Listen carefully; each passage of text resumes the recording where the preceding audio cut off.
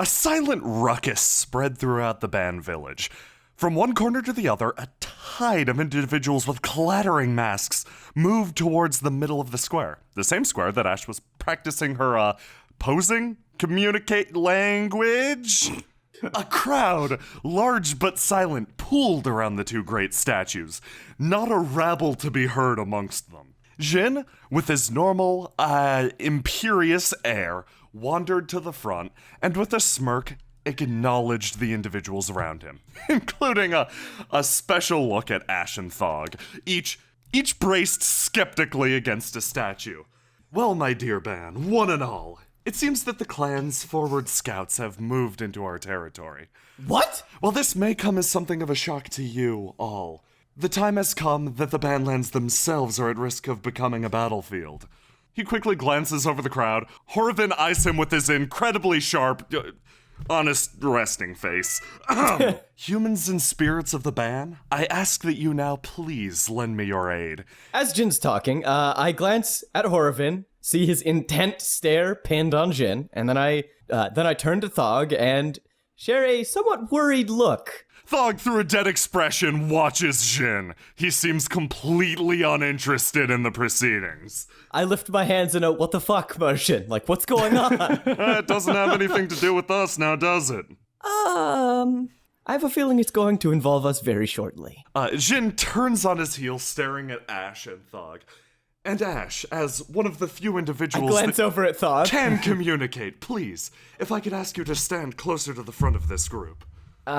What? If we're going to have a discourse about this, I need a mouth that works, you see. Well, wait, why can't you just talk to them? Or Horvin? Thog shrugs as Ash wanders over. I glance uncomfortably at the bat-masked band. She takes one step back, mingles with the crowd, and continues to menace you. Jyn moves over aside you and leans in sideways. Much appreciated. It's hard to give a plan or a speech without at least someone to bounce ideas off of, you see. What? You don't have a plan? I, of course, have a plan. Through the explanation, a lot will be revealed. He takes a step backwards. What? My eyes are wide as I'm staring at Jyn, growing increasingly panicked at the seemingly impromptu debriefing on being attacked? I don't even know. Jyn reaches down, casting an open palm over the ground. The grass quickly parts, crawling, slithering away across the ground, revealing a patch of dirt. Individual mounds begin to crawl, shape away, forming a pattern. Quickly, it becomes a rather crude facsimile of a map. Kirlos, Zeke, and Dow stand at just, a minuscule portion of their army. Our forward scouts have been set in. They'll have the area mapped in no time. I don't actually believe that's the case. The Bandlands are strange and beyond mystical. If you could lend me a piece of parchment for a moment. Kirlos pats himself down. Really? You go into battle carrying pieces of paper? Dow extends a piece of paper. Thank you very much. Zeke reaches into his pants mono and produces a brush, immediately taking it to the paper. His hand moves with incredible speed. If you will follow my brush strokes, please. Are you making a map of the enemy's lands? I am merely putting to paper the image of the Bandlands that is in my mind. Can I ask how you got this information? No, of course not. With a great sweep of his hand, Jyn admires his own handiwork.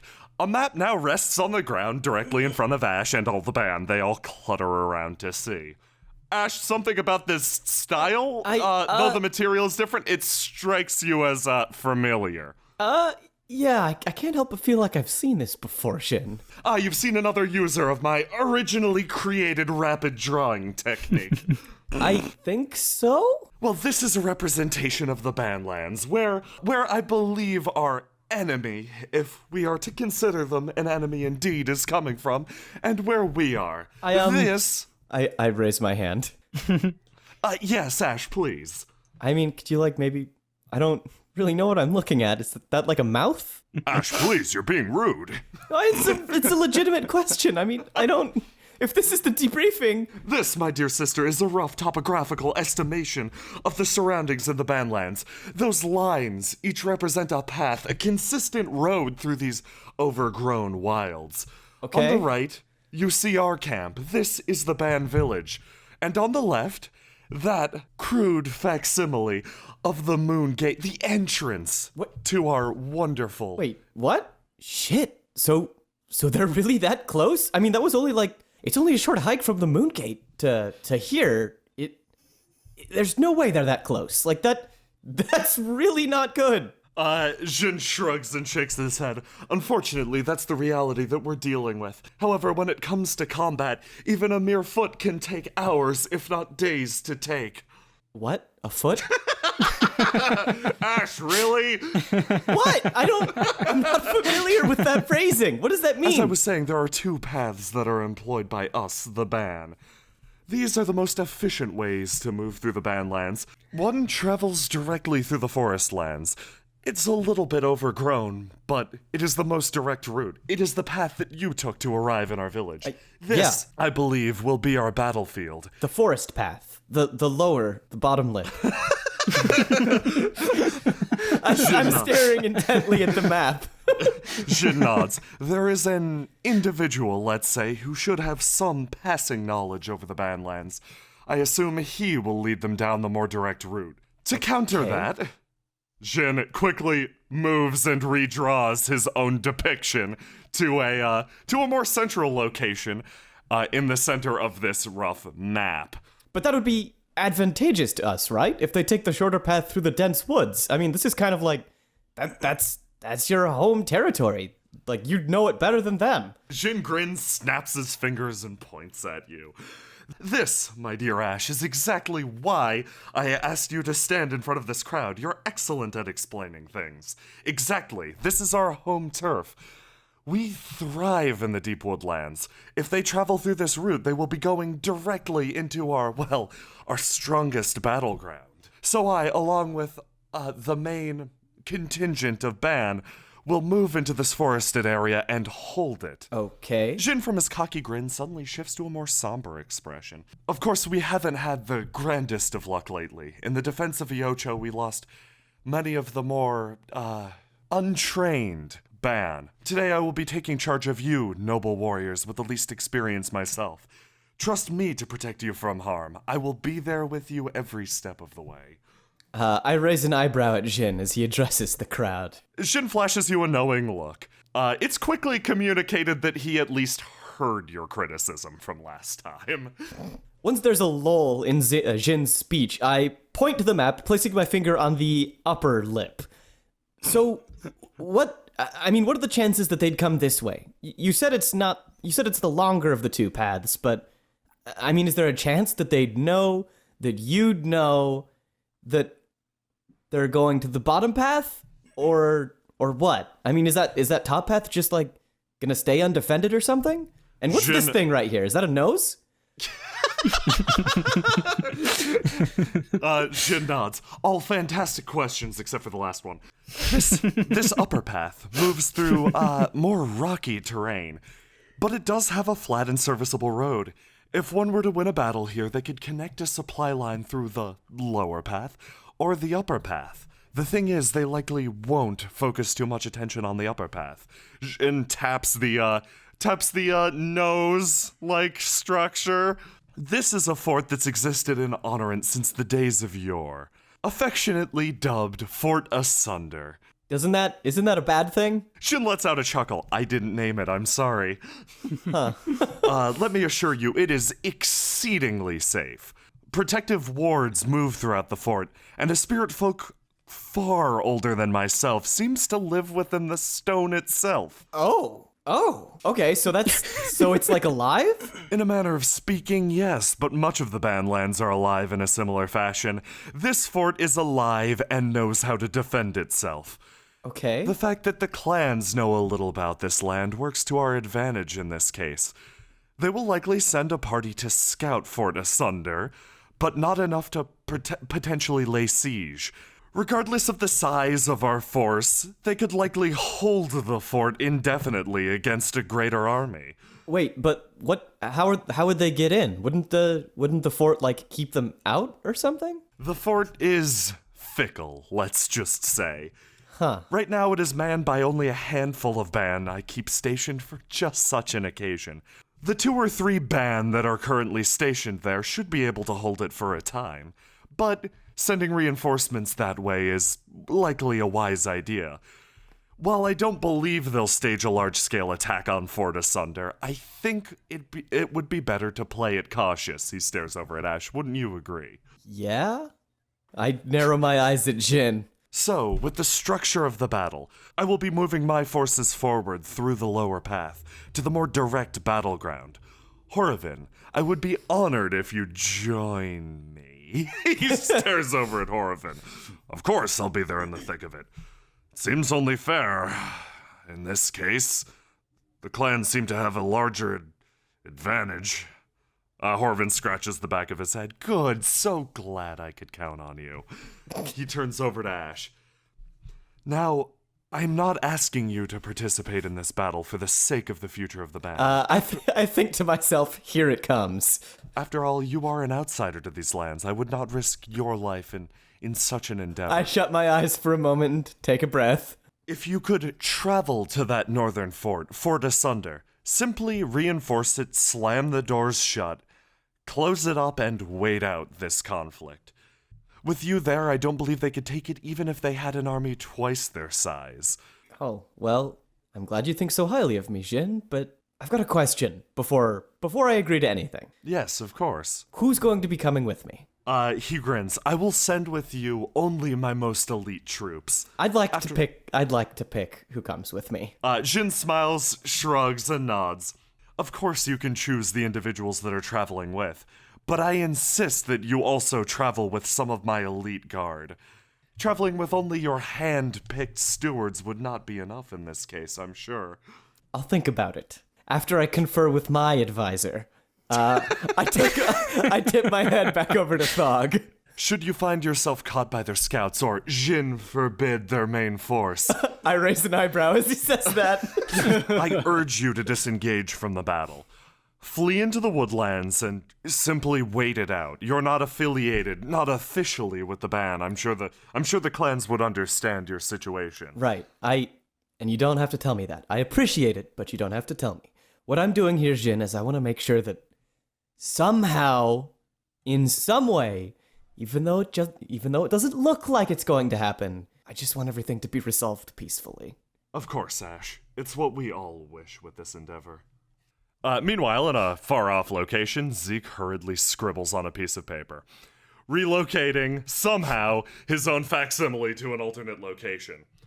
And with that, I believe we have a superior strategy that will secure our victory. Hey man, you ever consider going into this as a business? Because you do real well at it. Thank you. While I'm not exactly in the market for a career change at this point in time, the fact that you think I have such hidden potential sets my heart alight. Truly, Dow, you are my greatest and most potent career coach. Thank you, man. I try. So with your top secret information, and with the combined might of the three clans, the matter is settled. Kirlos crosses his arms. All that's left to do is rally the troops, and of course he slams his crossbow into the ground. Crush the enemy! It discharges into the dirt. A large group of rowdy adventurers loudly screams about their next course of action. So the war's happening already! Yeah, okay, it's happening already, but that's fine. We just have to reevaluate what we're doing and get in there. Get our hands up in the business. Gotta travel all the way back. We're really far north. Yeah, we should probably get back to the country that we're supposed to be in. Okay. No, wait, calm down a second. Freaking out never helped anybody, okay? I don't know about that. Stop freaking out. Stop. You're gonna Marcus have to stop folds his freaking out arms one and of begins these to days. shake noticeably. Okay, let's just stop and think a moment. As I was saying earlier, I think we can possibly do this. But me and Colvin just learned a method to basically cheat at dimensions, okay? The concept of space is now completely irrelevant with this idiot's power. She grabs Colvin. This sounds too good to be true, and I know nothing about magic. I'm not even worried anymore. I'm just intrigued. Yeah, no, Colvin is literally too good to be true with his magic. I hate it. Marcus, you probably hate it too. Oh, no. I respect the guy and his talents. I believe I've cool, earned a Colvin. little bit of respect. Just a little A bit. tiny bit of respect for the teleportation thing, but no.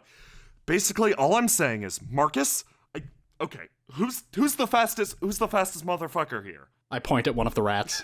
I don't know, man. Fastest human? I don't know, man. I was kind of using my new Kierdometer to track the speeds of these guys, and Kier points over Marcus's shoulder at Dunstan. That thing basically broke it.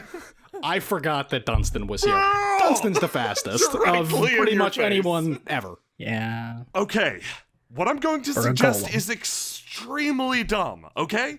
But Ooh, lay it on me. the only way that we're gonna get this done, even vaguely quickly, is if me and Colvin go as far ahead as possible and drag you guys to us, creating a Okay. dimensional shortcut, if you will. Ooh, that sounds fast and potentially disastrous. Yeah, I like exactly. it. It's we're out of options at this point, Marcus. We're out of I'm freaking out a little. I'm freaking out a Okay, little you're bit. talking like you have to convince me, and I'm telling you that you don't. Okay.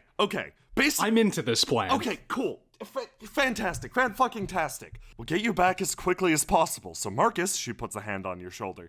You need to find as many remaining people as you can, regardless of how you get them on our side. We need more Right. people. I don't know where you're gonna find them. How? Edgar looks looking around at around. the barren landscape. Yeah. I do the same thing. You see anyone around, Gregor? Oh, but nope, tumbleweed. Well, The tumbleweed has a skull in it, though. as Gregor looks away, a man dressed in rags wanders up. Brave adventurers! Ah, I see you finally arrived. What? Who are you? I'm so glad. The vampire count's been terrorizing our lands for weeks now. Vampire count, right. I'm so glad that the adventurers we ordered are here to venture into his catacombs and slay him where he still lives and breathes. Okay, Marcus. Yeah. Marcus, can you take this guy over there? I think Gregor might want to go Take him slay over this there and one. kill him? What do you want me to do? Just take him somewhere else. We don't have time for this shit. We don't have time for. Hey, Gregor. What's, did I Okay, hear come here. someone say adventuring in catacombs? Let's talk over here. I'm the brains of the operation. Yes, Gregor. They were talking about adventuring and lots of homes. There is a homemaking contest coming up in this area, Homemaking and contest. they're looking for Marcus's input. Inian noticeably sweats, shifting to keep them out of sight on the decor. Because look at Marcus. Look at that guy. Look at that guy. He knows. I try and lean past her to look at Marcus. You notice Marcus wave his hand as though demonstrating something. There's a trail of sparkles left in the air behind it. So, now here's the deal. I'm gonna need you to keep your voice down just a little bit. Yes, this brave is adventurer. dangerous stuff. So, we have this new thing we're experimenting with. It's called incremental extermination. Okay? Now, it's very slow, but it's extremely effective. So even if you don't notice it, Yes. anything happening right away, yes. it's gonna happen. Yeah. Now, I need to talk to you about something else, a new opportunity for an enterprising individual such as yourself. You have quite a nice goatee there. Do you want to fight in a war for me? My technical occupation is blood surf, and if I leave this 5-mile area, all of my blood will simply spring from my body. Oh, that is gruesome. It's the curse of the vampire count. Backup question. Is this vampire count open to alliances? The only time we've seen him is on the fullest of blood moons, when he materializes out of bats and robs the blood from all of our youngest. Okay, usual Dracula stuff then. So, but you have met him. Can you, do you know if he, does he have a certain amount of grudging respect for plucky, charismatic individuals, such as myself? I'm unsure what you're suggesting. How does this help with the incremental extermination? Answer the question, Greg. I suppose I could pass your questions along to the vampire count. He stares at you, but only if this incremental extermination works. Oh, well, don't worry. We'll get started right away. I'm going to send 2 of my best agents along with you, and they will start the work. Let's see here. I snap my fingers. Donut, Eisenhorn, I need you two to accompany this man, and to begin the incremental extermination, I wink 3 times in rapid succession. And, just get the ball rolling on this vampire count thing. Oh. They look extremely full of fluids. You clearly have an eye for fluids, sir. Being a blood serf does that to you. Now, I'm gonna send these 2 back with you. They will start the incremental extermination. Again, very slow, very effective. So don't worry if you don't notice anything for a little bit. And if you could just let the vampire count know that the Dark Sage Wizard Marcus Valafi sends his regards and would like to extend the possibility of some sort of fell alliance. I hand one of these imps a sack of assorted tools, vampire slaying bits, I say to the man, and I hand the other imp a contract. You know what to do. The imps scurry off. All right. Nice doing business with you, Greg. Thank you, brave adventure. See you in another life. Please, Gregor, don't get me started on devilish potpourri. It spreads a smell like, oh, Marcus, you're back. Yeah, all taken care of. Nothing to see there. Oh, okay. I just needed some directions. I sent a couple of imps along with him to... You know, if you're so good at, like, this whole decorating thing, the bar could really use some sprucing up. Oh, there is no saving that. Yeah. Okay. Well, maybe you're not as good as Indian says. I take a step closer to Gregor. Is that a challenge? Yes! I'll get started as soon as we're finished with this unsightly business. Yes. Okay. Oh, yeah, that's right. That won't Speaking take of too the war long. business, it's probably time for me to, head out. Colvin, let's get to it. Alien looks at both Marcus and Gregor. Good luck, you guys. Colvin walks up behind Gregor, gives him a peck on the cheek, gives Marcus a peck on the cheek, too. May the gods be with you! Oh, thank you. Yeah, that's, Okay. How yeah, I did you kinda- train your lips? yeah, like, And he just points at Colvin. Yeah, I have that impulse, too. That just seems like a cool thing to do to people you're probably not gonna see again when you're about to go in on the eve of battle, right? She stares over at, Marcus. A shrug. Good luck. May the gods be with you. May the gods be with you. Don't do anything stupid, Ian. We'll be there as fast as we can. Marcus, I'm doing something stupid right now. Dunstan takes off into the distance. Okay. I mean, we'll be there as fast as they can, really. Yep. But did Colvin just give us the kiss of death? No. I think he gives that to you with his third knuckle. Ahead of the rest of the band forces, Ash and her small contingent of Trusted individuals. trusted individuals and handpicked elites moves towards the exit of the village. Their goal to simply go over to Fort Asunder and hold it. Jynn and Horovin, separate from their detachments, have wandered over to bid the white-haired one farewell. You take a quick look around. 3 of these individuals are the ones you've chosen yourself, your most trusted. The 3 others, well, they've been foisted upon you by Jynn. The Iguana Mask Band stands close to Ash, while the Bat Mask Band menaces her from the back. Feel my hair is standing on end. And you're sure she's, like, trustworthy? I whisper to Thog. Thog shrugs. Just a hard concept, Ash. Horovin walks forward. Good luck out there. Seriously, good luck. I stare up at Horovin and nod. Thank you, Horovin, and good luck to you. Don't do anything stupider. Oh, thank goodness. I was hoping you'd wish me luck, because I don't believe you're going to need particularly a lot of luck. I, on the other hand, You're going gonna to the be middle of fighting a their main force. big battle, yeah. So luck would be, that's an important one. I shuffle through my pack for a moment and pull out a small wooden charm, and hold out my hand to Horovin. Thank you. It should keep you safe. I've never received something like this from a peer. The last thing I received was that #1 hero trophy from that random village kid, and that wasn't even half as well made as this. He looks down at the charm. I chuckle and sigh. But seriously, Horovin. You're making fun of a kid? I just stares at him. I push Thog. I shove Thog in the shoulder. Shut up. But seriously, Horovin, don't die. That would really suck. Hope to see you on the other side. He clenches his fist and... No, that sounds like you're gonna die. Don't say that. May the gods be with you. He raises a fist. I give him a light punch. Just say it. Say it. He slowly turns and walks away, satisfied with a satisfied look on his face. Horovin is lost in his own little world. Dumbass. He thinks he's the coolest right now. I turn to stare at Jynn. Jynn walks up with a smile. I believe Horovin just communicated everything that absolutely needed to be said. Good luck out there. I hope your hunt fares well. Hunt? It's a matter of expression. He shrugs. Is there anything that you're not telling me this time, Jynn? He puts an elbow down and arcs one arm to the side. Well, I could, of course, communicate to you the risks. that you run into members of their main force outside of the designated battle area. He does the same with his other arm. Alternatively, there may be a spirit folk out there that's feral or wild that I haven't accounted for. These are additional risks that must be considered, I suppose. And what about the missing ban around the village lately? Jin's expression darkens for a moment. That is a legitimate cause for concern. He leans in. If things go awry, don't hesitate to use the power I gave you. I say nothing, but maintain eye contact. He leans backwards and his smile resumes. Well, best of luck. May the gods be with you. I'd give you a peck on the cheek if you... What?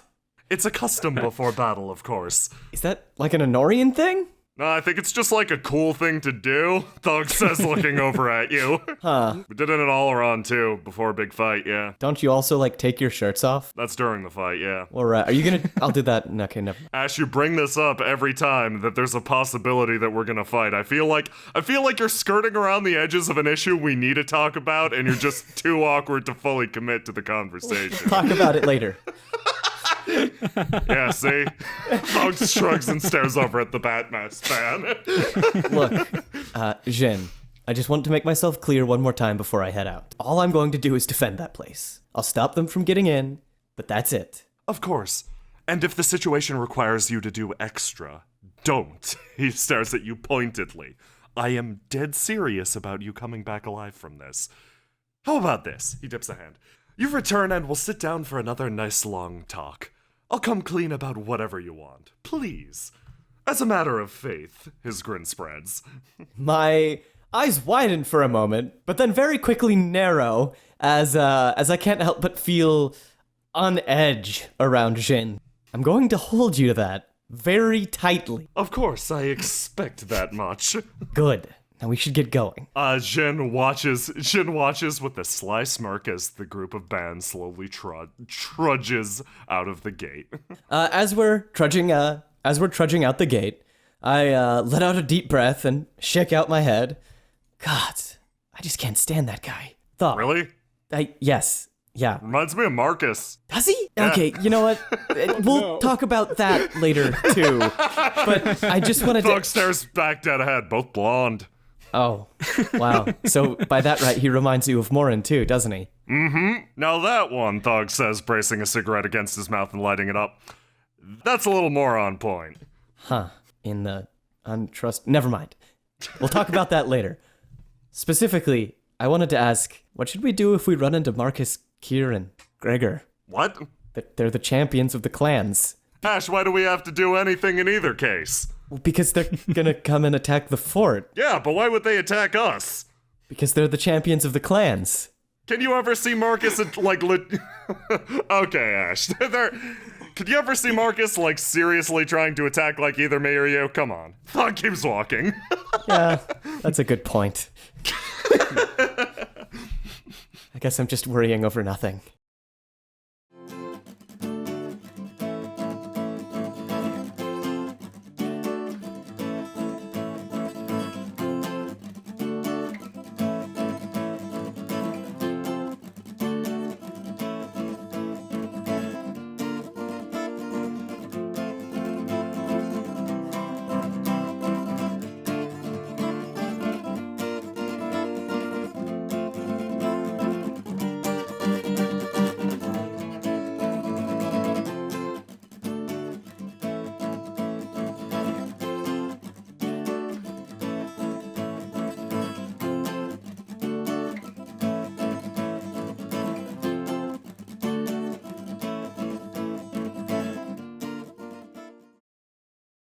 Panicked, the remainder of the group traveled feverishly southward, talking to anyone and everyone they could find. The time remaining to Inian's teleport was rather questionable, as Dunstan's land speed is unclear. As they traveled southward, a strange realization struck the back of Marcus's mind.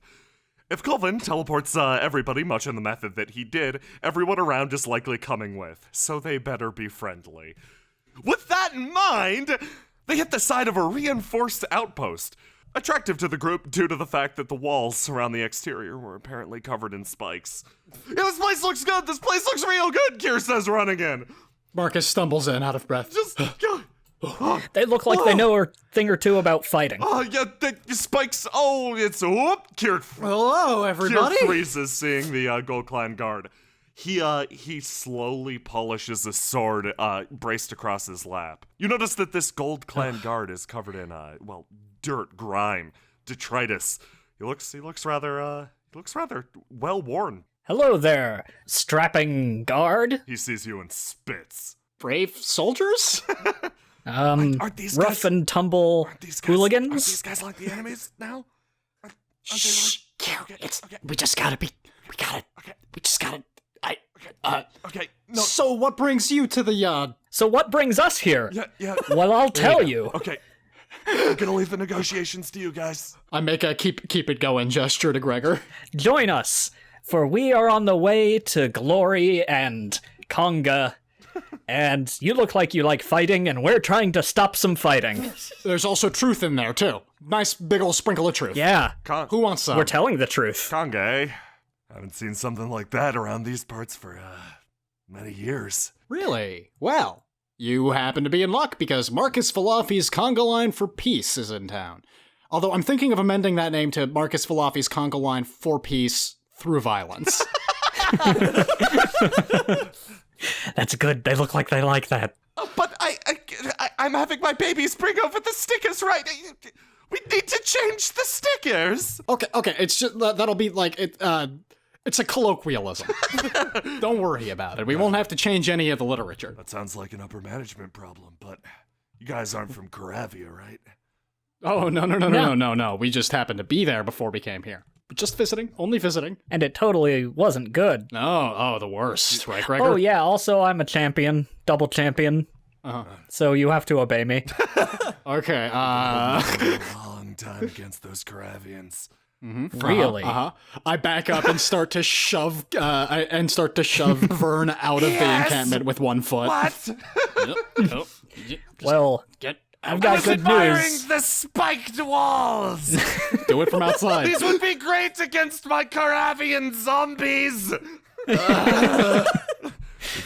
been holding the border for many long years. I've seen my fair share of combat, and hate to say it, people around these parts, they don't recognize your Jynn bullshit. The only thing that matters around here, he slams the sword against his leg, is strength. Oh man, the Jynn bullshit is about all we've got going for us. I walk over to Gregor. Okay, Gregor, if this is about legitimate strength, then this one's on you. Okay. I'll wrestle you for your servitude. Nice.